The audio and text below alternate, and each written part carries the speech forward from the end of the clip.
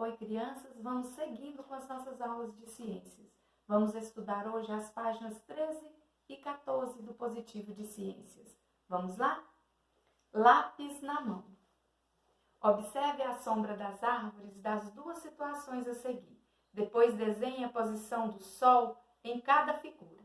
Observando a figura a posição da sombra da árvore, concluímos que o Sol está no centro da árvore. Na letrinha B, sabemos que as sombras se formam do lado oposto da fonte de luz, que nesse caso é o Sol. Nós vamos desenhar o Sol do lado esquerdo da árvore. Vamos lá. Número 2. Nem sempre o tempo foi contado da forma como é atualmente. Também nem sempre foi registrado com aparelhos ou instrumentos que utilizamos hoje. Você já pensou em como as pessoas faziam para saber as horas antes da invenção do relógio? Uma maneira era observar o tamanho e a posição das sombras. Assim foi inventado o relógio de sol. À medida que o Sol muda de posição no céu, a sombra dos ponteiros sobre o mostrador indica as horas. O primeiro instrumento criado para medir o tempo foi o relógio de sol. Esse relógio só media a hora durante o dia. A tia Dejinha trouxe alguns modelos de relógio, que marcava o tempo antigamente. O primeiro, é o relógio de sol. É um parecido, com o relógio que o Positivo trouxe. Conforme a posição da sombra da vareta que é projetada no marcador, seguindo a mudança de lugar da sombra, aí marca a hora. Então, como ele é um instrumento que marca a hora somente durante o dia, fez-se necessário inventar outro relógio que marcasse a hora durante a noite.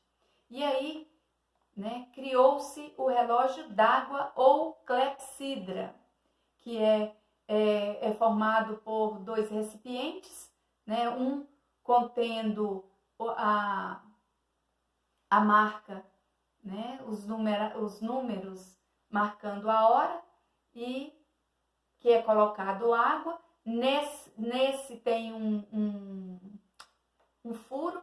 Esse furo, a água passa desse recipiente para o outro que não tem furo, e com isso vai marcando o tempo.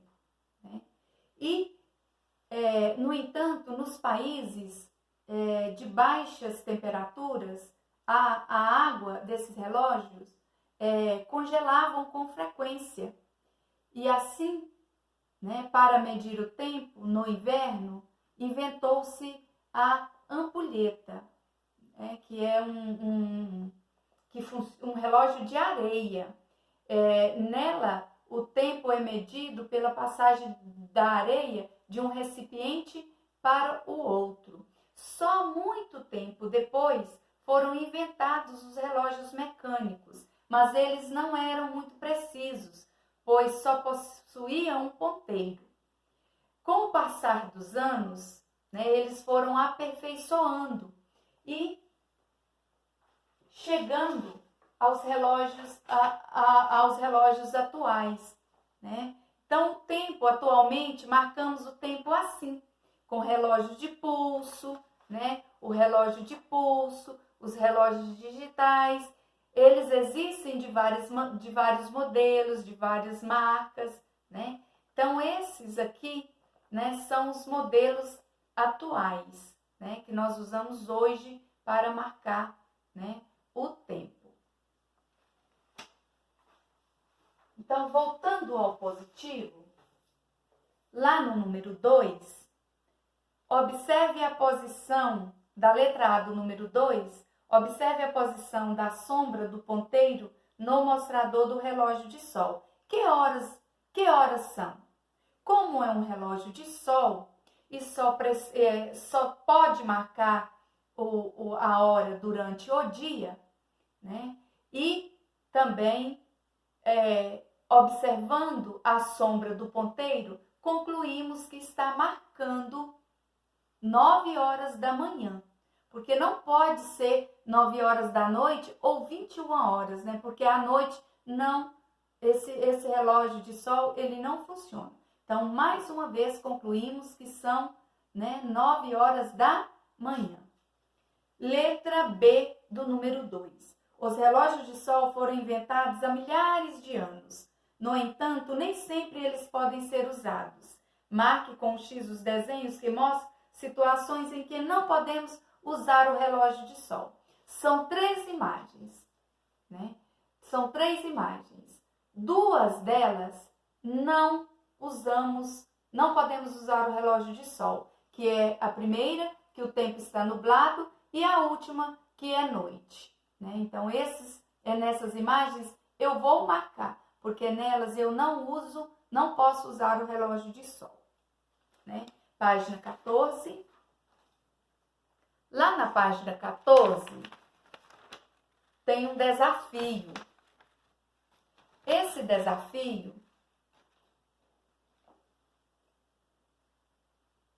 é simples.